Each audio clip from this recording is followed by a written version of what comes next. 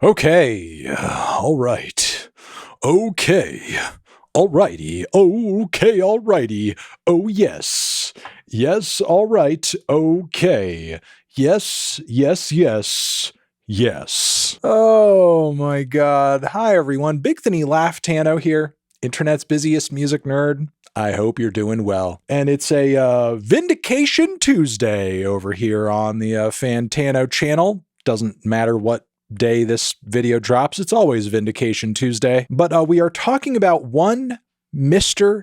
Ian, rap copycat extraordinaire. The boy really rode in on a huge wave of hype, riding a sound that sort of sounded like an awful combination of a lot of trendy stuff to come immediately before him, be it some Playboy Cardi or Future or Yeet, just very kind of trippy, aggressive, distorted trap music with mumbly vocals, tons of auto-tune to a certain inflection about it that feels kind of little baby influenced as well too at points. Look, Ian's sound and style, for those who are not initiated, is like a very mediocre combination of a lot of different things. A guy making rap music who seemingly doesn't really have much of a grasp of the genre outside of whatever has happened within it in the past several years, and that's it. And when your context for a genre and a style is that shallow and that thin,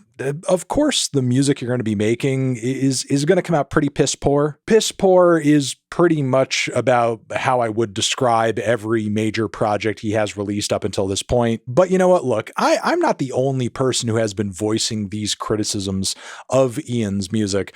There recently was a pretty notorious interview featuring one Tyler, the Creator, where, without naming his name specifically, he did pretty much single Ian out because how he was describing the artist in question he was talking about, pretty much only Ian could have fit that bill. This white kid, regular like Caucasian man, and he's like mocking Future and Gucci Mane like rap music. I'm looking at it and something about it like don't even sit well with me in comparison to someone like a Mac Miller or Eminem, who it didn't seem like they was mocking it. They had a genuine love for it, and they were still just being, you know? And as you can imagine, this caused quite a riff in the fandom of both artists, respectively, of the hip-hop community at large, because, you know, honestly, asking terminally online white children to choose between Tyler, the Creator,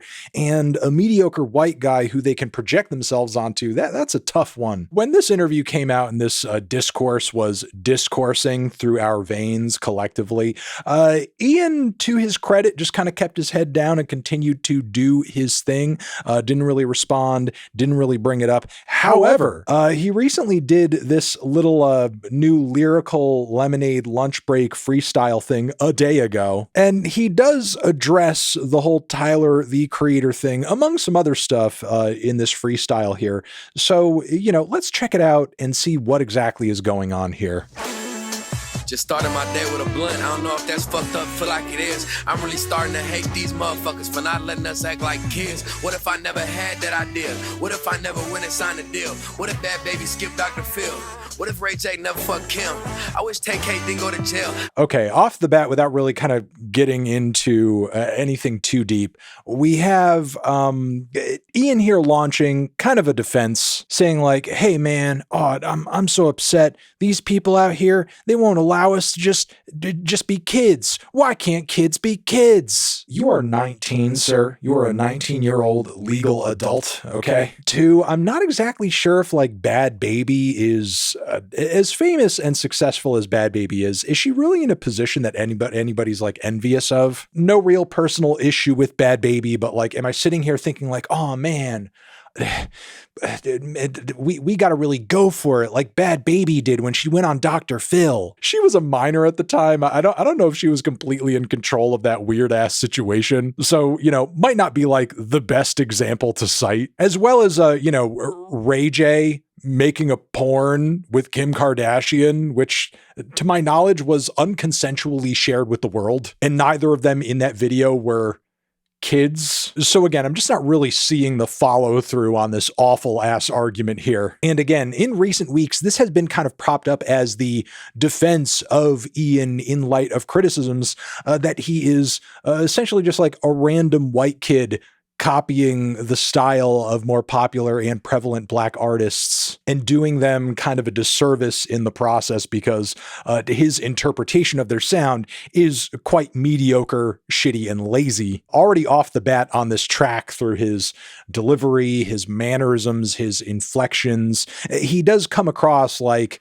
that one white kid that you know that spends too much fucking time on Instagram and Twitter and is in like people's comments being like, "Oh, Unk, what's Unk doing? Get that Unk shit out of here. Oh man, you making a stupid ass Unk comment." As prevalent as that kind of guy is in every single goddamn social media comment section that we see today, nobody fucking likes that guy. That guy sucks. Don't voluntarily be that guy. I don't even got a reason for these thoughts. I'm beating up real demons. Where's God? Do it matter if two hollers likes guys?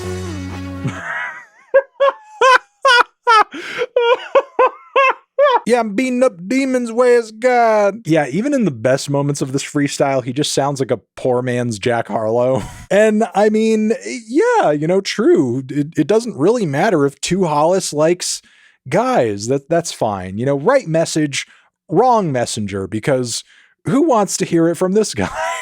Shit. I was fucked up wondering why I do it. Bitch dropped to her knees like hallelujah. All I motherfucking needed was how you doing. Back then I really loved our future. I ain't never sat down trying to mock future. I ain't want to show no disrespect, so I kept my mouth shut, and that's not human. Okay, so there he is like responding in part to the Tyler, the creator, criticisms there, telling us at first like, yeah, I used to really be into Odd Future. Okay, listen, you're a white child on the internet who was into hip hop. We know you're into Odd Future.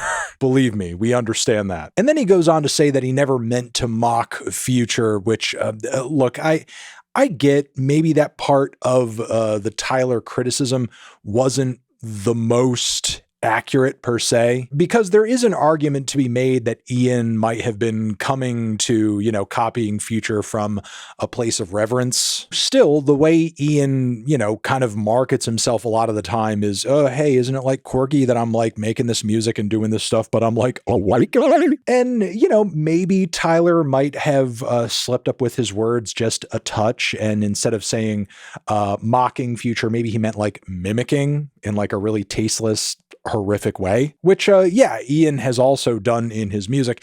Either way you want to cut it or display it, it's not a good look and it doesn't make for a good project or good songs. And sure, while again, maybe Ian genuinely wasn't feeling like he intentionally was mocking Future's vibe and sound with his music, what of the other criticisms and observations about who he is, what he does, and how he's operating in the wider world of hip hop right now? Those are going to be just kind of ignored? I guess so, as Ian pretty much continues to leave the weird white presence he brings to this particular style of rap music completely unanalyzed as he rides this very crunchy, very plodding, horrendous beat with a generic ass flow. I ain't never ever folding up. Shit not working, it's gonna start working soon. Shit, I know I'm geek, but can y'all tell? Hop back on both feet. Last week I was stressing out about a hostel. Oh my God. The more he goes on, the more I just feel like I'm just like watching an awful, how can I put this? What's the nicest way I can put this? I would say watching this kind of feels like the equivalent of eating that really cheap store brand style cereal that comes in the bag as opposed to the box. But even sometimes that cereal hits. You have to have had experience in a certain income bracket to have consumed that cereal. Nah, you know what? Like what it's actually more like is when you go into the Shishi Fufu organic cereal section of the store and you see one of the cereals there and it has like marshmallows in it and it's forced upon you because you really want Lucky Charms, but instead you're having this like healthier version of it hoisted upon you instead. And it tastes like crap because nothing is going to taste like those Lucky Charms or even the ripoff of the Lucky Charms. But yeah, this is a sorry state of affairs right here. This is a sorry state of affairs, which honestly, I think I'm going to leave right there. Let me know in the comments what you think about all of this over here next to my head is another video that you can check out. Hit that up or the link to subscribe to the channel. Anthony Fantano, Ian, forever.